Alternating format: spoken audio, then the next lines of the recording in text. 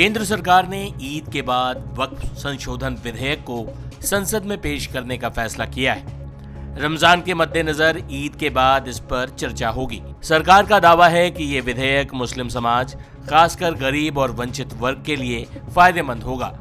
बता दें कि वक्फ संशोधन विधेयक को लेकर सियासत भी तेज है। विपक्ष इसको लेकर सरकार पर हमलावर है। साथ ही कई मुस्लिम संगठनों ने भी इसके खिलाफ मोर्चा खोल रखा है। सोमवार को दिल्ली के जंतर मंतर पर all India Muslim personal law board ने प्रस्तावित वक्फ विधेयक के खिलाफ धरने का नेतृत्व किया। इसमें AIMIM चीफ असदुद्दीन ओवैसी सहित कई विपक्षी सांसद शामिल रहे।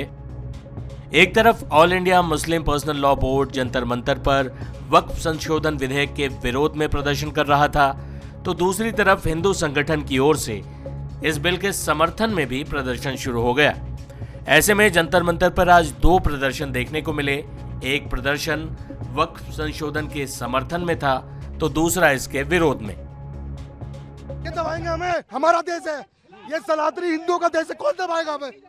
जान दे देंगे। लेकिन जैसे ये कह रहे थे ना, जैसे इन्होंने कहा था हम मर जाएंगे कट जाएंगे, तो आज हम मरने कट रहे हैं, हम देखेंगे कौन मारेगा हमें इस देश के अंदर।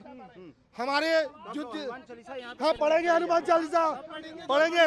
देखिए हम बहुत हिम्मत करके यहाँ आए हैं, ये लाखों है, अकेला खड़ा हूँ मेरठ से आके, क्रांति भूमि से आया हूँ। मर जाऊंगा लेकिन इस कानून को रद्द करा के मानूंगा, मांग करूंगा।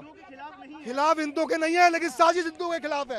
ये संपत्ति कब्जाने की साजिश हिंदुओं के खिलाफ है। आप देखिए किस तरीके से जनसंख्या बढ़ा रहे हैं, जिस तरीके से देखिए देश के अंदर अपनी जमीन, अपनी जायदाद बढ़ा रहे हैं। क्या ड्रामा लगा रखा विपक्ष ने, क्या ड्रामा है? जब किसी चीज को आप संविधान से चलेगा ना देश, तो संविधान से चलाइए ना, मानिए सरकार की बात। अगर सरकार कह रही है इस चीज के लिए, तो मानिए ना उसकी बात। वही संसद में आने से पहले ही सड़क पर वक्फ बिल को लेकर सियासी संग्राम देखने को मिला।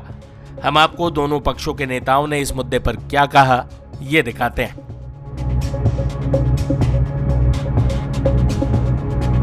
हमारा काम विरोध करना है, क्योंकि ये अनकॉन्स्टिट्यूशनल है।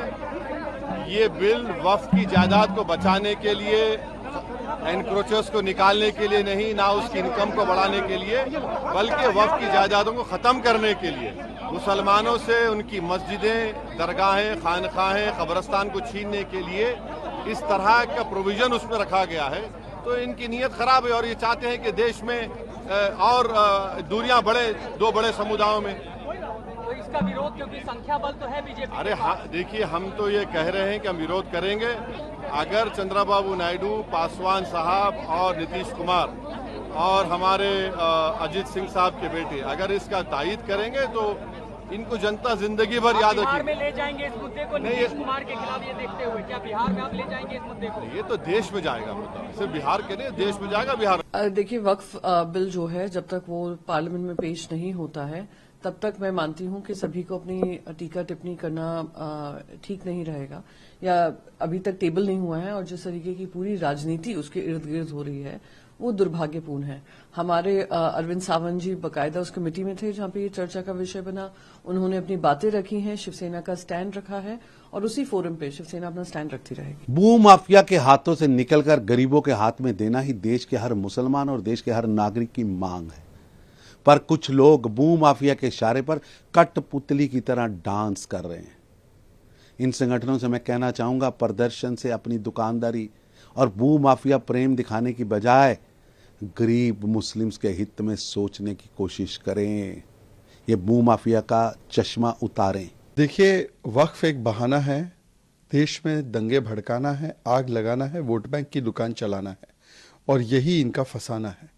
जो वोट बैंक की दुकान चलाते हैं, चाहे वो AIMPLB जैसी तंजीमें हो, या इसे सपोर्ट देने वाले राजनीतिक इसके आका कांग्रेस, तृणमूल कांग्रेस, समाजवादी पार्टी, MIM, ये लगातार वक्फ के नाम पर मुस्लिम समाज को भड़काने की कोशिश कर रहे हैं।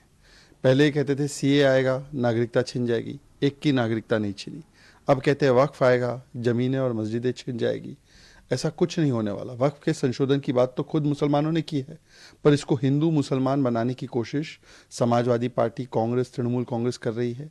लोगों को शाहीन बाग देश में बनाने की जो है उकसाने की कोशिश कर रही है। ये दिखाता है कि केवल और केवल वोट बैंक के लिए इस देश में संविधान की बात करने वाले लोग कैसे शरिया फर्स्ट अपनाते हैं। मैं सिर्फ इतना पूछना चाहता हूँ कि क्या संविधान ने जैन समाज, क्रिश्चियन समाज, ईसाई समाज को वक्फ जैसे अधिकार दिए हैं? क्यों केवल वक्फ के पास ही असीमित ताकत होनी चाहिए ग्रैबिंग की? कभी पार्लियामेंट क्लेम कर लिया, कभी महाकुंभ क्लेम कर लिया, कभी किसानों की जमीन क्लेम कर ली, और कांग्रेस पार्टी, तृणमूल कांग्रेस, समाजवादी, MIM इस पर कुछ नहीं बोलेगी।